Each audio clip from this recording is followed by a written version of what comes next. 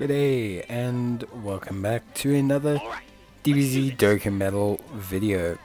In this video we are going to be taking a look at, well, just how we can complete the fifth and final stage of the Metal Cooler event. Well, sorry, I should say the Wicked Bloodlines Red Zone. So obviously the final stage is the Metal Core Cooler.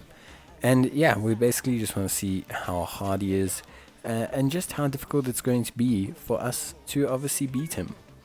Now, in terms of this event, to be entirely honest with you, I didn't actually find this stage to be that hard. Now, I will fully admit, I do have the LR Cooler, and I think that's a big reason why. His huge amounts of damage really makes the physical side of this challenge ridiculously easy. And since pushing through the physical side of the event is the most difficult part, generally speaking, this is pretty straightforward. So yeah, overall a pretty simple kind of run. Obviously, in terms of team build, we will discuss it, but basically just to kind of give you an overview of the event consists of two phases. One is the int phase, and then the other phase has to deal with a physical type unit. In the first phase, you're pretty much not meant to kill the int cooler. The int cooler has 9 charges, which means you have to survive 3 turns against him. He doesn't hit too hard. He hits around the 230k mark or so, and he also, to be honest with you, basically isn't too rough, if I can be entirely honest. The big thing about him is he has 10 billion health, which means you have no chance of beating this guy in 3 turns, and that's okay. The premise is basically that the first 3 turns are essentially just to kind of build up your team. There's a possibility, obviously, that Cooler will cause you some damage, but generally, you are just kind of binding time to let your units build up and to be able to take on the physical phase. So obviously in terms of the physical phase, basically guys, it is very straightforward. In terms of this event, the first phase, no stunning, no sealing, no defense loading, but you can attack lower Cooler, which is pretty helpful. And then obviously in the second phase, you also have the ability to no stun, no seal, you cannot lower defense, you cannot lower attack, and Cooler will also randomly seal you, which is pretty annoying, especially since for this specific build, we do rely on the strength LR Final Form Cooler quite a bit for our damage. So just to kind of run through the team that we're using so that we can get better idea of what units we are using and how you can take on this event. I am using a Terrifying Conquerors / Movie Bosses lead team. Obviously I am using the Strength Cooler. I do believe the Strength LR Cooler is the best unit for this event. He's going to help you with the 8 turn challenge, he's going to help you with the Extreme Class challenge, and he just very, very much kind of dominates this event in all its entirety. So he's very, very solid here. Obviously, he as a unit is exceptional. 170% lead with giving another 30% to the transformation boost category, which generally speaking is pretty solid. He builds up really quickly.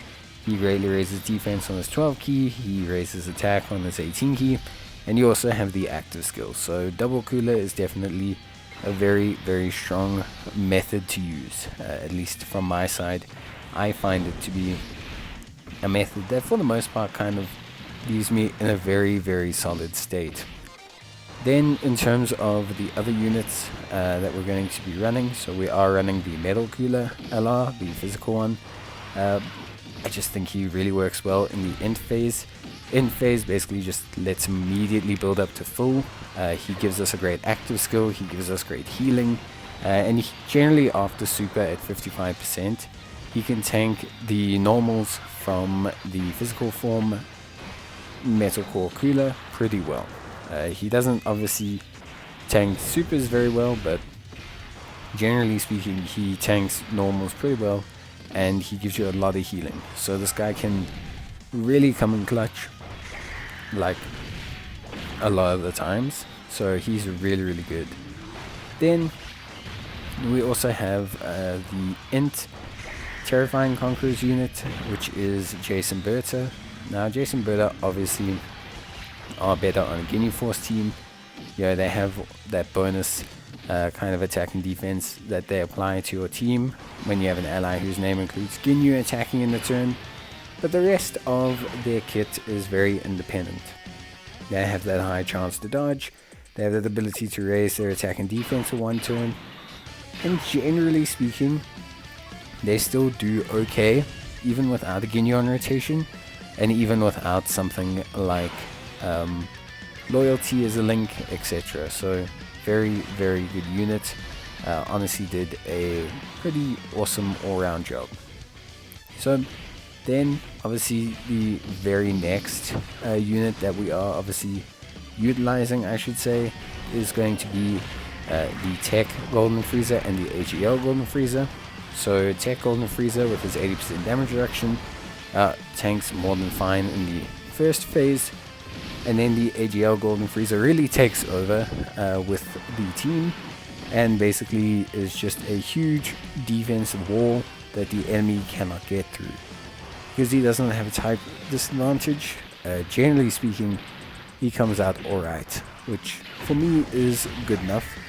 For some people, maybe it's not, but yeah, for me, definitely, I think, that Tech Frieza and AGL Frieza are great tanks, and just in general, the team runs pretty smoothly. Obviously, alongside that, we also have the Strength Cooler that recently Extreme Z awakened. Strength Cooler is pretty solid, actually. He's, obviously got his EZA.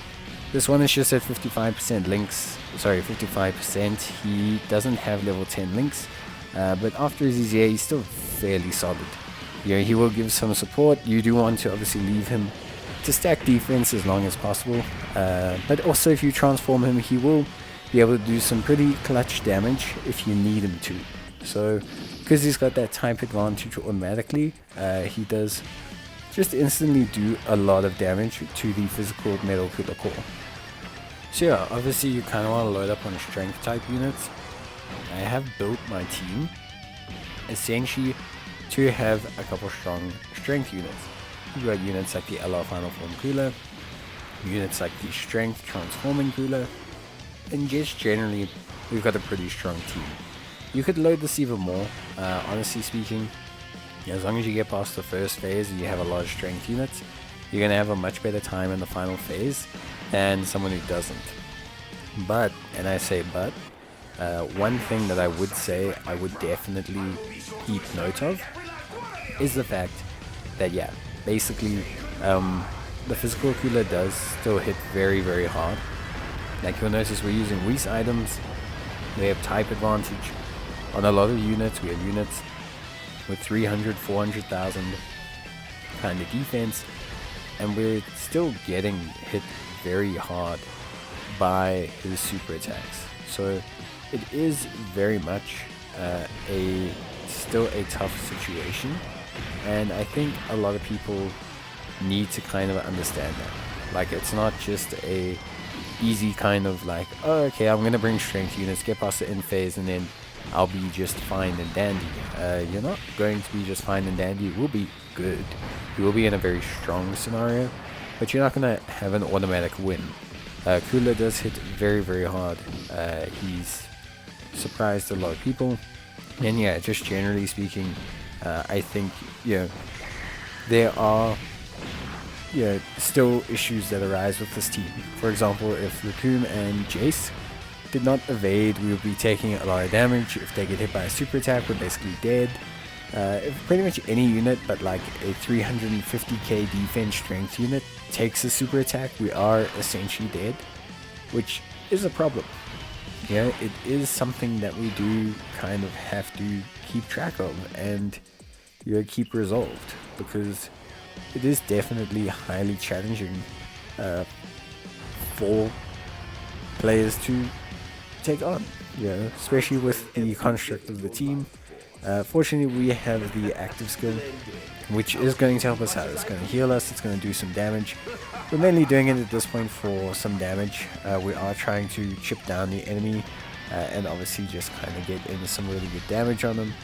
But yeah, generally speaking, it's pretty tough to kind of go toe to toe with Metal Cooler. So I hope this team build does help you. I hope it does obviously give you like a little bit of better assistance, like if you feel like things are getting easier or harder, or whichever way you feel, as long as it's changing something about how you look at the stage, then I'll be pretty happy. If you just kind of didn't need the video, then that's also okay. Maybe you're also just able to figure it out on your own, and that's fine. There is super alternatives to this team.